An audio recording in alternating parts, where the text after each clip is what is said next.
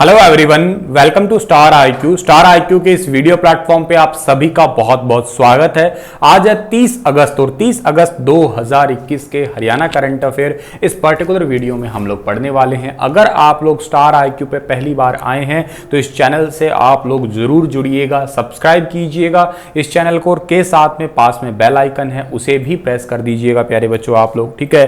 तो चलिए हम लोग हमारे आज के इस बहुत ही बेहतरीन से सेशन को शुरू करते हैं। उससे पहले आप लोगों को यह कहना चाहूंगा कि आज है जन्माष्टमी, और जन्माष्टमी के पावन अवसर पे आप सभी को स्टार आईक्यू परिवार की तरफ से हार्दिक शुभकामनाएं, ढेरों शुभकामनाएं। कान्हा आपकी जिंदगी में सदैव बने रहे, आप जिंदगी में ऊंचे से ऊंचे मार्ग पे जाएं, अपनी मंजिल को प्राप्त करें, सदा स्वस्थ रहें, सुखी रहें और मुस्कुराते तो अवश्य रहें ही रहें। आप लोग अगर मुझसे अनअकैडमी पे पढ़ना चाहते हैं तो डिस्क्रिप्शन बॉक्स में दिए गए मेरे प्रोफाइल लिंक पे क्लिक कीजिएगा, मुझे अनअकैडमी पे फॉलो कीजिएगा, और अनअकैडमी पे मेरी सभी क्लासेस को फ्री में देखने के लिए आप लोग मेरा अनलॉक कोड है स्टार आईक्यू, इसे इस्तेमाल करना बिल्कुल मत भूलिएगा। नेशनल करंट अफेयर आप लोग मुझसे अनअकैडमी पे कल पढ़ सकते हैं। कल 7 महीनों के करंट अफेयर का मैराथन क्लास अनअकैडमी पे करवाने वाला हूं। 8 बजे से क्लास स्टार्ट है। एक घंटे के गैप में आप लोगों को जनवरी से लेकर जुलाई तक के पूरे नेशनल इंटरनेशनल करंट अफेयर करवा दूंगा। इस क्लास के लिए आप लोगों को टेलीग्राम चैनल पे लिंक मिल जाएगा, आप उन क्लासेस का link Telegram channel star IQ पे अवेल कर सकते हैं।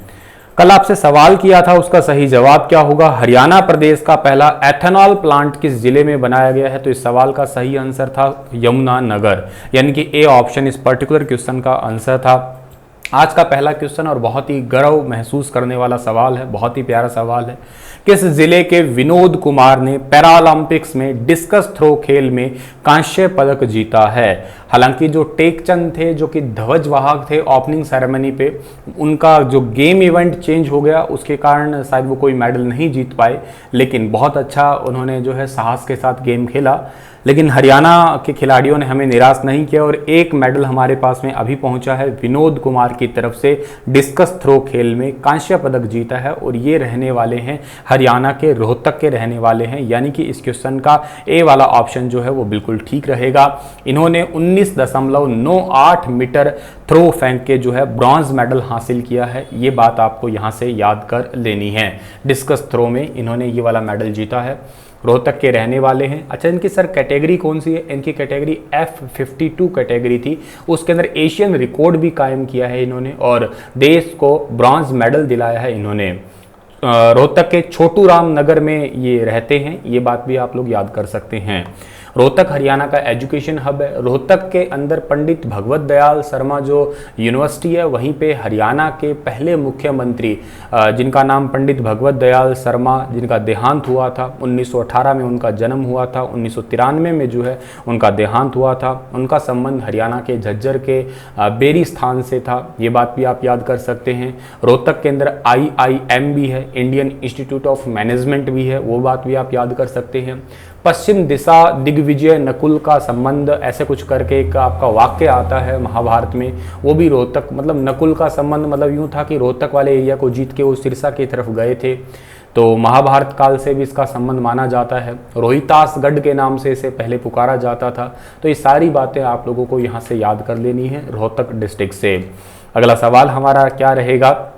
हरियाणा सरकार ने सरकारी खरीद में पारदर्शिता लाने के लिए फैसला किया है कि अब कितने करोड़ से अधिक की सरकारी खरीद की जानकारी वेबसाइट पे डालनी होगी। सरकारी खरीद अगर मतलब गवर्नमेंट की तरफ से या गवर्नमेंट डिपार्टमेंट की तरफ से कोई भी सामान खरीदा जाता है, उसमें पारदर्शिता लानी है। पारदर्शिता का मतलब ये होता है कि उसमें ट्रांसपेरेंसी लाया जाए, भ्रष्टाचार को मिनिमाइज किया जाए, और इसके लिए जो है ना ट्रांसपेरेंसी इन गवर्नमेंट, तो उसके लिए क्या करना होगा कि वेबसाइट पे जो है जानकारी डालनी होगी। अगर 5 करोड़ से ज्यादा की कोई खरीद करता है तो यानी कि सी वाला ऑप्शन इसका सही रहेगा हमारा।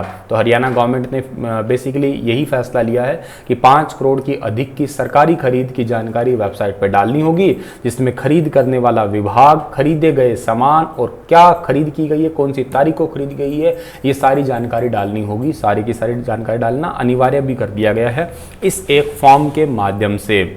अगला सवाल हमारा है कि हरियाणा में कितने लाख से कम की सालाना आय वाले उम्मीदवारों को सरकारी नौकरी में मिलेगा सामाजिक आर्थिक मानदंड का लाभ? बहुत सारे बच्चों की ये डिमांड भी थी और आए दिन एक मन में शंका भी थी कि घर में अगर गवर्नमेंट जॉब कोई लगा होता तो उसको 5 नंबर जो है ना इस हमारी जो सेवा है इसके अंदर नहीं मिलते हैं। लेकिन ये बात आती है कि सरकारी नौकरी तो भाई नाम मात्र की सरकारी नौकरी, बहुत ही कम पैसे वाली सरकारी नौकरी है।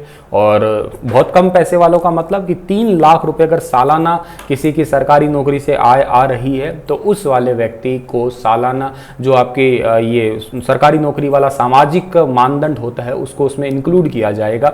इस बात को आप याद रखना। मतलब जिनके पिताजी की जो सालाना आय 3 लाख है सरकारी नौकरी से, तो उनको जो है ना ये वाला आरक्षण दिया जाएगा। इस बात को याद रखना आप लोग। सामाजिक आर्थिक मानदंड के अनुसार 5% अंक, मतलब 5% अंक का मतलब यहाँ पे 5 नंबर जैसा ही है कुछ, ठीक है ना। तो 5 नंबर मिलते हैं हर बिंदु में। अगर किसी परिवार में सरकारी नौकरी नहीं लगा है तो 2.5% अंक मिलने वाला है, और वे तब मिलेंगे अगर पारिवारिक सालाना आय 3 लाख रुपए से कम है। इसके बारे में सरकार का मुख्य फैसला किया है। अब देखिएगा, बाकी जिनके घर में है ही सरकारी नौकरी नहीं उनको 5 नंबर मिलेंगे, मतलब 5%, लेकिन इनको मिलेंगे 2.5%, ठीक है ना, मतलब 2.5 के आसपास नंबर, ठीक है।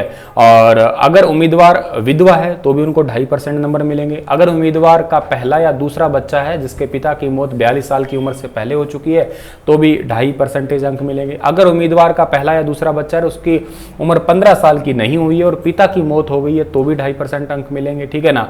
अगर उम्मीदवार विमुक्त जाति या टपरीवास से संबंधित है तो भी 2.5% मिलेंगे। और अगर उम्मीदवार को किसी सरकारी विभाग, बोर्ड या वैधानिक संस्था में जिस पद के लिए आवेदन किया है उसके समकक्ष या ऊंचे पद पर काम किया हुआ है तो 1 साल अनुभव के लिए 0.5% अंक मिलेंगे। 6 महीने से कम या 8 साल से ज़्यादा अनुभव के अंक नहीं मिलेंगे। इस तरह किसी का अनुभव 8 साल से ज़्यादा का है तो अधिकतम नंबर ही कितने हुए, ये 4% अंक मिलने वाले हैं। और अगर किसी उम्मीदवार को इन सभी कैटेगरी के सभी अंक मिल जाएं तो सामाजिक आर्थिक मानदंड के अधिकतम 5% अंक मिलने वाले होंगे, ठीक है। तो ये बात आपको याद रखनी है अभी के लिए, ठीक है डियर। तो ये थोड़ा सा नया चेंज है यहाँ पे। कॉमन एलिजिबिलिटी टेस्ट सीईटी के आधार, सीईटी के अंदर जो है ना ये वाला ऑप्शन की आधार की आवश्यकता नहीं है, ऑप्शनल हो जाएगा वो, और उसमें मतलब ये चीज़ें काउंट की जाएगी, एड ऑन की जाएगी। इस बात को याद रखना आप लोग। सामाजिक आर्थिक मानदंड के अधिकतम अंक 5% मिलने वाले हैं। इस 2.5% को आप लोग यहाँ से दोबारा देख लेना। क्या कहा है, आय सालाना 3 लाख से कम है तो इसके बारे में 2.5% अंक मिलेंगे, तब मिलेंगे अगर ऐसा है तो। समझ में आपको आ गई होगी। और ये बात क्वेश्चन से ज़्यादा आपको वैसे भी बतानी ज़रूरी थी मुझे। हरियाणा में किन देशों की तर्ज पे अब लाल डोरे के बाहर 150 करोड़ के खर्च से कृषि भूमि की मैपिंग होगी। कृषि भूमि की मैपिंग जो है ना होने वाली है यूएस और कनाडा की तर्ज पे, यानी कि ए ऑप्शन इसका सही रहेगा। 1908 से चली आ रही है लाल डोरा की प्रथा और इसको खत्म करने की कवायद शुरू हो चुकी है। और हरियाणा के अंदर 24 अगस्त तक जो है 22 जिलों के तकरीबन जो है 6329 गांव हैं जिनमें मैपिंग का काम पूरा हो चुका है। अब जो है ड्रोन के माध्यम से 150 करोड़ रुपए का खर्च आएगा इसके ऊपर, और इसकी जो है ना मैपिंग की जाएगी ग्रामीण क्षेत्रों की भी, या आगामी 6 महीनों के अंदर जो है ना इस काम को पूरा करने का लक्ष्य रखा गया है। अच्छा, यूएस कनाडा की आप बात कर रहे हो तो आप मुझे कनाडा के बारे में जो है ना वो कमेंट में बताइएगा। मैं आपको यूएस के बारे में बता देता हूँ। यूएस की कैपिटल है क्या, वॉशिंगटन डीसी। यहाँ के जो राष्ट्रपति है उनका नाम है जो बाइडन और यहाँ की करेंसी है अमेरिकी डॉलर। ऐसे आप मुझे कनाडा की राजधानी, कनाडा के प्रधानमंत्री और कनाडा की करेंसी जो है ना ये तीनों चीज़ मुझे बताइए कमेंट में। पूरे हरियाणा में कितने लाख स्मार्ट मीटर लगाए जाने की घोषणा है? तो हरियाणा में, पूरे हरियाणा में टोटल जो है ना वो 30 लाख स्मार्ट मीटर लगाए जाने की घोषणा है, और अभी तक जो है ना केवल 10% ही स्मार्ट मीटर लगे हैं। आपको बता देता हूं, हिसार जिले के अंदर सबसे पहला स्मार्ट मीटर रिसेंटली लगा है। नगर निगम के एमडी के क्वार्टर में लगा है सबसे पहला स्मार्ट मीटर हिसार जिले के अंदर। तो सरकार का ये उद्देश्य है कि 30 लाख स्मार्ट मीटर लग जाए। अभी 10% यानी कि लगभग 3 लाख स्मार्ट मीटर ही लग पाए हैं। अच्छा सर, ये स्मार्ट मीटर क्यों लगते हैं? ये बिजली चोरी को रोकने के लिए। अगर कोई इनके साथ कोई छेड़छाड़ करता है रिमोट या किसी अन्य तरीके से तो ये अपने आप ये मीटर जो है ना बंद हो जाएंगे। एक इसका बेनिफिट होता है कि कर्मचारी जितने भी उनको घर घर जाके मीटर की रीडिंग नहीं लेनी पड़ेगी, इसमें पारदर्शिता आ जाएगी। स्मार्ट मीटर में मेमोरी कार्ड होगा और ऑनलाइन अपने आप ही अपडेट होता रहेगा अकाउंट से कनेक्ट होके। प्रीपेड भी होंगे ये, मतलब पहले रिचार्ज करवा के आप जितना चाहेंगे उस हिसाब से बिजली खर्च कर सकेंगे। पर डे कितने रुपए की बिजली खर्च हुई है, कितनी यूनिट हुई है, किस किस अप्लाइंसेस में ज़्यादा लोड वगैरह, मतलब अप्लाइंसेस इन द सेंस कि इसमें कनेक्ट किए जा सकते हैं एप्लीकेशन के माध्यम से, ये अप्लाइंसेस है और उनका अलग अलग ब्यौरा आप लोग चेक कर सकते हैं। अगला सवाल क्या होगा हमारा, डिप्टी सीएम दुष्यंत चौटाला ने घोषणा की है कि किस महीने तक निजी कंपनियों में हरियाणा वासियों के लिए 75% आरक्षण लागू कर दिया जाएगा। तो 75% आरक्षण लागू कर दिया जाएगा आने वाले सितंबर महीने के अंदर, यानी कि बी ऑप्शन इस सवाल का ठीक रहेगा। सितंबर महीने के अंदर प्रावधान को लागू कर दिया जाएगा। हरियाणा के युवाओं को रोजगार देने का कानून अगले महीने, जो कानून तो पहले ही बन चुका है नियम तो, लेकिन इसे लागू नहीं किया गया है। ठीक है, तो इस बात को आप लोग यहाँ से याद कर लेना है डियर। अगला सवाल हमारा क्या रहने वाला है कि टेबल टेनिस के महिला एकल क्लास 4 वर्ग में रजत पदक जीतने वाली भाविना पटेल को फेडरेशन की ओर से 31 लाख रुपए की राशि देने की घोषणा हुई है। भारतीय टेबल टेनिस फेडरेशन के अध्यक्ष कौन है? बहुत इंपॉर्टेंट क्वेश्चन है। भारतीय टेबल टेनिस फेडरेशन के अध्यक्ष हैं श्रीमान दुष्यंत चौटाला, हरियाणा के डिप्टी सीएम हैं, वही जो है ना इस टेबल टेनिस फेडरेशन के अध्यक्ष है। तो इस क्वेश्चन का ए ऑप्शन ठीक रहेगा। मतलब पटेल को जो है 31 लाख रुपए सरकार देने वाली है। ये जो भाविना पटेल है ये गुजरात के मेहसाना की रहने वाली है, ठीक है ना। और दिल्ली में एक कार्यक्रम के दौरान जो है ना इन्हें सम्मानित किया जाएगा। गुजरात के मेहसाना जिले के एक छोटी सी परचून की दुकान चलाते हैं। इनके पिता हंसमुख भाई पटेल की बेटी है ये, और इन्होंने जो है शानदार प्रदर्शन किया है रिसेंटली। अभी इन्होंने जो है ना क्या किया, सेमीफाइनल में चाइना की मियाओ झांग को 3-2 से हराया था और दुनिया की तीसरे नंबर के खिलाड़ी को 7-11, 11-7, 11-4, 9-11, 11-8 से हरा के ये फाइनल के अंदर एंट्री करी थी।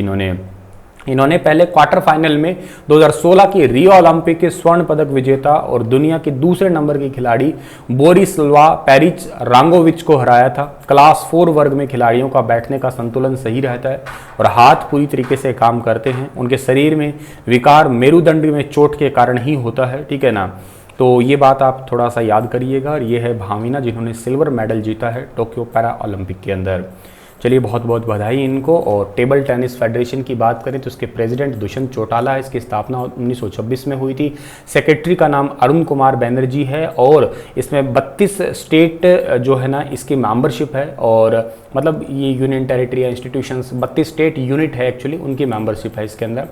और इसका जो हेडक्वार्टर है वो न्यू दिल्ली में है। इतनी बातें आपको याद रखनी है। इसी के साथ इस लेक्चर को समाप्त करता हूं। आपके लिए क्वेश्चन है कि मुख्यमंत्री ने किस जिले में आयोजित एक कार्यक्रम में 19 करोड़ 82 लाख रुपए की लागत से 9 परियोजनाओं का उद्घाटन और शिलान्यास किया है? करनाल, पंचकुला, अंबाला, गुरुग्राम, बताइए विस्तार से इसके बारे में। कल फिर हाजिर होऊंगा लेटेस्ट अपडेट के साथ में। Again wish you very happy Janmashtami. और स्टार IQ चैनल को सब्सक्राइब जरूर कीजिएगा। वीडियो पसंद आती है तो वीडियो को लाइक कीजिएगा। हंसते मुस्कुराते अवश्य रहिएगा। Thank you so much.